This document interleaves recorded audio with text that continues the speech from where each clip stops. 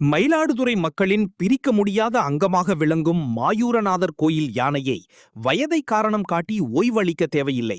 அந்த யானைக்கு நல்ல பராமரிப்பு வழங்கப்படுகிறது என யானை ஆர்வலர் கருத்து தெரிவித்துள்ளனர்.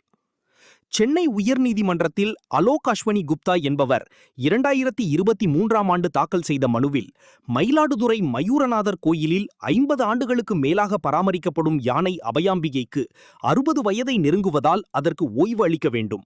தமிழ்நாடு வளர்ப்பு யானைகள் பராமரிப்பு மற்றும் மேலாண்மை விதிகளின்படி யானைகள் மறுவாழ்வு மையத்துக்கு அனுப்ப வேண்டும் என கூறியிருந்தார். இந்த வழக்கு தலைமை நீதிபதி தர்மாதிகாரி மற்றும் நீதிபதி அருள்முருகன் ஆகியோர் அடங்கிய அமர்வில் நேற்று விசாரணைக்கு வந்தது. அப்போது மனுதாரர் தரப்பில் யானை ஓய்வு பெற அனுமதிக்காவிட்டால் அதை துன்புறுத்துவது போலாகிவிடும்.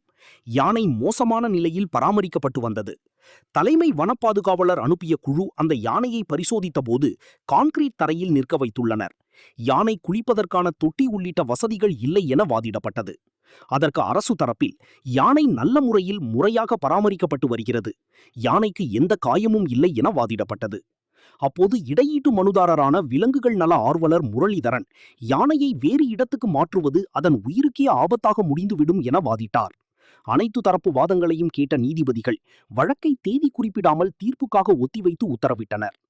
இந்நிலையில் மயிலாடுதுறை மக்களின் பிரிக்க முடியாத அங்கமாக விளங்கும் மாயூரநாதர் கோயில் யானையை வயதை காரணம் காட்டி ஓய்வு அளிக்க தேவையில்லை, அந்த யானைக்கு உரிய பராமரிப்பு வழங்கப்படுகிறது என மயிலாடுதுறையைச் சேர்ந்த யானை ஆர்வலர் சாய் விக்னேஷ் கருத்து தெரிவித்துள்ளார்.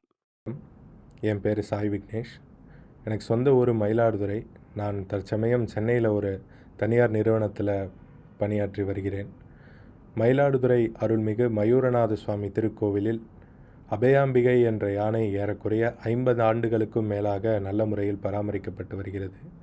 நேற்றைய தினம் சமூக ஊடகங்கள் வாயிலாகவும் செய்தி ஊடகங்கள் வாயிலாகவும் இந்த அபயாம்பிகை யானை நல்ல முறையில் பராமரிக்கப்படலை, யானைக்கு வயதாயிடுச்சு, அதனால் ஓய்வு கொடுக்கணும் அப்படின்னு சொல்லி ஒரு வழக்கு மாண்புமிகு சென்னை உயர்நீதிமன்றத்தில் தொடரப்பட்டுள்ளதாகவும், அந்த வழக்கின் விசாரணை நிறைவு பெற்று இறுதி தீர்ப்புக்காக ஒத்திவைக்கப்பட்டுள்ளதாகவும் ஒரு செய்தியை பார்த்தேன்.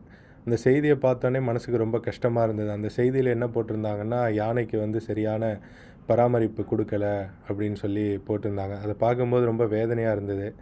என்ன காரணம்னா, அந்த யானையை நான் சின்ன வயசுலேருந்தே பார்த்துட்ருக்கேன். நான் சின்ன குழந்தையாக இருக்கும்போதுலேருந்து எங்கள் தாத்தா அழைச்சிட்டு போய் அந்த யானையை காட்டுவாங்க. அந்த யானை குளிக்கிறதும் வாக்கிங் போகிறது அது எல்லாத்தையும் பார்த்து தான் நம்ம வளர்ந்தோம்.